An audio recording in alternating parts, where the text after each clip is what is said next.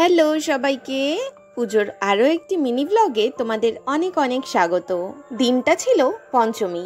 ঠাকুর দেখতে যাওয়ার কোথাও কোনো প্ল্যান ছিল না, তাই চলে গেলাম মিয়ামরে। প্রথমেই নিয়েছি দুটো ফিশ চপ, আমার একটা ছেলের একটা, কিন্তু অভিজিৎ এখনো ঠিক করে উঠতে পারেনি যে ও কোনটা খাবে।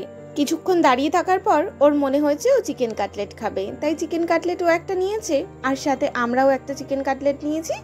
এটা আমি আর ছেলে দুজনে মিলে শেয়ার করে খাবো। কাটলেট শেষ করার পরে ছেলে আবার ওর সব থেকে বেশি পছন্দের একটা চকলেট পেস্ট্রি নিয়েছিল। আর আজকে যেহেতু পঞ্চমী, দেখো কত ভিড় মিয়ামরেতে। মিয়ামরে থেকে চলে এসেছি মিষ্টির দোকানে।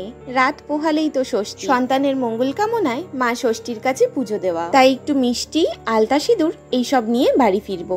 আজকে প্রধানত ষষ্ঠীর এইসব জিনিসগুলো কেনার জন্যই বেরোনো, তার উপর আবার পুজো চলে এসেছে, তাই ঘরে বসে থাকতে কি আর মন চায়? রাস্তায় বেরোলে একটু আলো দেখলে, একটু লোকজন দেখলে মনটাও ভালো লাগে। আর আমাদের এখানে পঞ্চমী থেকে ঠাকুর দেখতে বেরোনো তো একদম বেকার, কারণ অনেক জায়গায় তো আবার মণ্ডপ, ঠাকুর কোনোটাই এখনো পূর্ণ তৈরি হয়নি। ফিরে এসেছি বাড়ি। দেখো বাড়ির সামনেটা কি সুন্দর পুজো উপলক্ষে লাইট দিয়ে সাজিয়েছে। এরকম বাড়ির সামনে লাইট জ্বললে, গান চললে এমনি মনটা আরো খুশি হয়ে যায়, মনে হয় যেন পুজো চলে এসেছে।